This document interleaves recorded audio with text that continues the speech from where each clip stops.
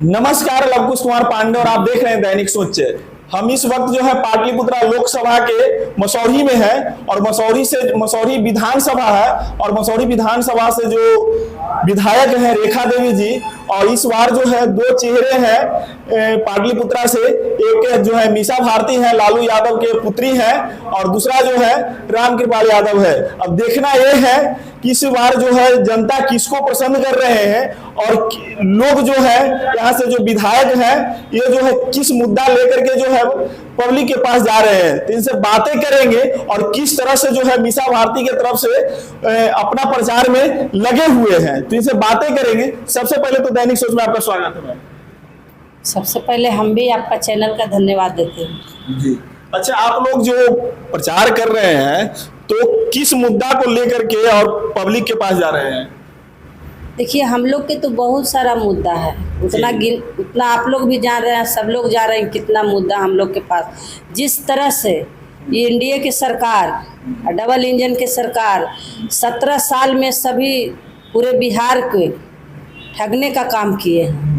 सबसे पहला मुद्दा है कि 17 साल बनाम 17 महीना, जो हमारे नेता आदरणीय गरीबों के मसीहा तेजस्वी यादव ने 17 महीना में जो 5 लाख नियुक्ति पत्र और सबके जॉब देने का काम किए।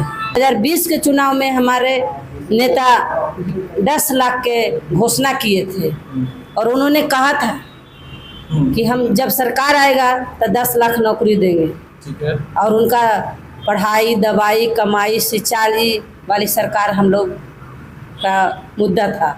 लेकिन देखिए, हम लोग आए सरकार में 17 साल बनाम 17 महीना में 5 लाख नौकरी दिए। और जो एनडीए के सरकार मुख्यमंत्री थे वो कहते थे कि कहाँ से पैसा लाएगा, अपना बाप ही से, बाप जेल में है, आज कहाँ से मिल रहा है पैसा।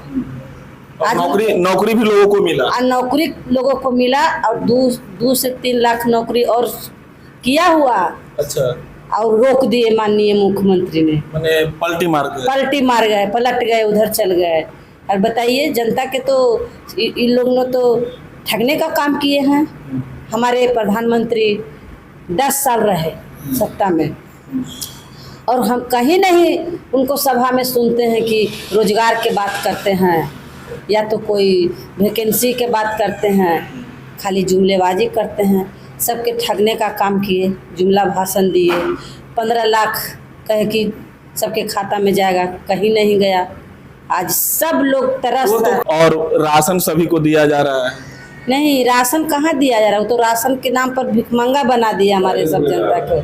वो तो पहले से कांग्रेस की सरकार से ही मिल रहा है। जितना भी लागू है, पहले देखिए गरीब के उठान के लिए कांग्रेस सरकार गरीब के कितना लोन देते थे, हैं, भैंस के लोन, बकरी के लोन, ठेला, कितना सारे गरीबी से उठने के लिए कांग्रेस सरकार कितना मदद करते थे गरीब के। आज तो सब समाप्त हो गया।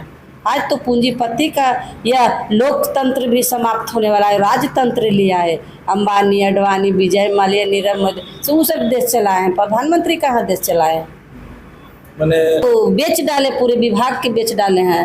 रेल बेच दिए, आपका सारा विभाग को बेच दिए हैं। आज जनप्रतिनिधि के देख लीजिए, माने कहीं कोई जनप्रतिनिधि के मान सम्मान नहीं है।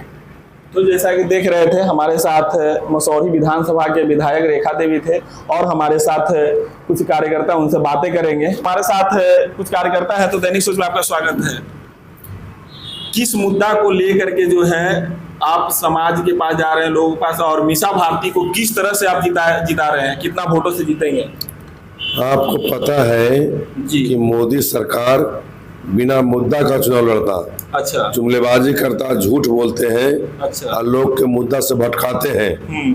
हमारी जो सरकार चुनाव लड़ रहे हैं, हम महिला सुरक्षा योजना 1 लाख देने जा रहे हैं, गैस सिलेंडर 500 देने जा रहे हैं, वृद्धा पेंशन 1000 करने जा रहे हैं और 1 करोड़ रोजगार की बात कर रहे हैं। यानी हम मुद्दा पर चुनाव लेकर करने जा रहे हैं।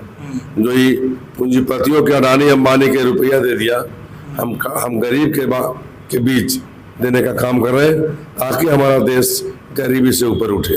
अच्छा। हम मुद्दा पर बात कर रहे हैं और मुद्दा विहीन बात कर रहे हैं। हम मुद्दा पर ही चुनाव लड़ करके उनको हराएंगे। और जहां तक बात है कि आप जानते हैं कि चुनाव पूरे देश में जनसंख्या 10 वर्षों पर गिनी जाती है, जनगणना होती है। सरकार की कौन सी ऐसी परिस्थिति रहा कि 21 की जनगणना तक नहीं हुआ। जब हमारा देश की जनगणना ही नहीं होगा तो आर्थिक आयोग हो चाहे नीति आयोग हो, कैसे जाए प्लानिंग डेवलपमेंट योजना विकास हो, कैसे काम करेगा। तो जितने कार्ड हमारा कांग्रेस सरकार ने 11 की जनगणना के हिसाब से बना हुआ था, वही कार्ड में से डेली काटता है, जोड़ता है। का जनसंख्या तो उनके पास है नहीं। अगर 2021 की जनगणना आ जाती तो आज हमारा देश की जनसंख्या लगभग 150 करोड़ है। कहते हैं कि इसे परिवारवाद पर क्या कहना चाहिए? वो कहते हैं कि खाली परिवारवाद करते हैं। कौन कहता है परिवारवाद? सामने वाले जो है खाली कहते हैं परिवारवाद। पता नहीं चलता सीपी ठाकुर का बेटा क्या कर रहा है, बताइए। विवेक ठाकुर लड़ रहा है चुनाव, किसका बेटा है? नवादा में कौन है? नवादा में लड़ रहा है, कौन है? गया लड़ रहा है, कौन है? गया में चुनाव लड़ रहा है जीतन राम मांझी, उनका बेटा मंत्री कौन है? बिहार सरकार मंत्री है, नहीं है? जो समस्तीपुर में टिकट दिया है वो कौन लड़ रही है? तो परिवारवाद कौन नहीं करता?